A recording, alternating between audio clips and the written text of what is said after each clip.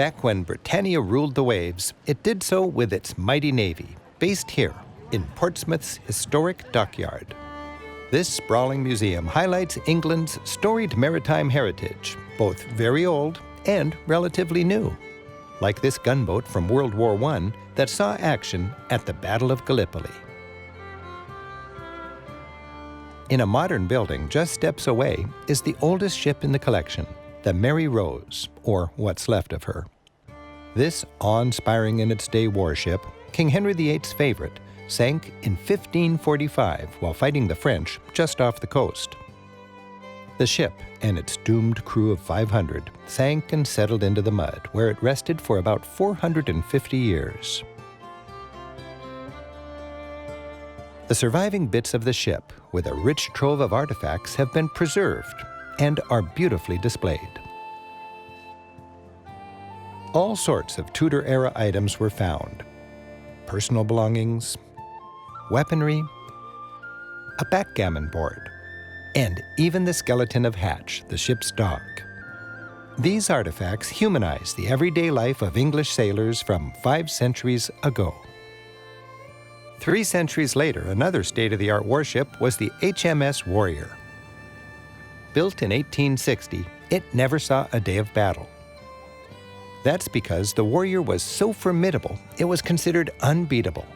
Its very existence was sufficient to keep the peace. The Warrior was the first ironclad warship, a huge technological advance. It had about a 10-year window of invincibility. But after 1870, with the advent of guns on turrets and stronger steam engines replacing sails altogether, the Warrior was mothballed. About 200 years ago, the most important British ship ever, the HMS Victory, changed the course of world history.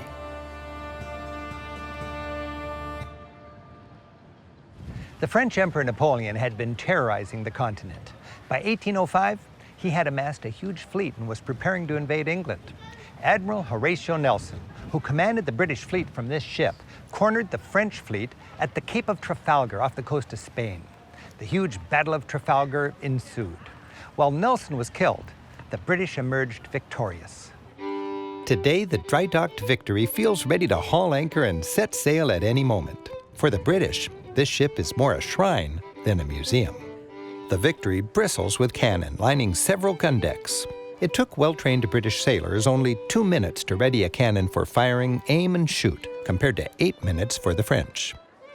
Inside on the gun decks, you can imagine the noise, smoke, and confusion of battle as cannons fired in unison, recoiled, and were reloaded. All the while, enemy fire crashed into and splintered the ship around the men.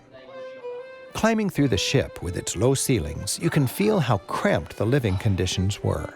There was no such thing as privacy, and the tight quarters created a forest of hammocks. Often, sailors slept right where they fought. When not in battle, they ate at tables wedged between their guns. The great cabin was Admiral Nelson's quarters.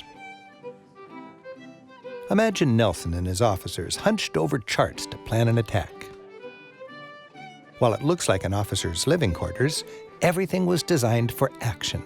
In minutes, the furniture could be folded and stowed, turning this space into a fully functional cannon deck.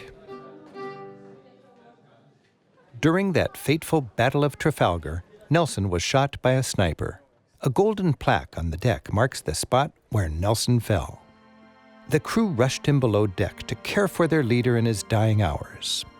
It's on this spot that Nelson died. So this spot here was, so when Lord Nelson was mortally wounded on the upper deck, he was taken down here.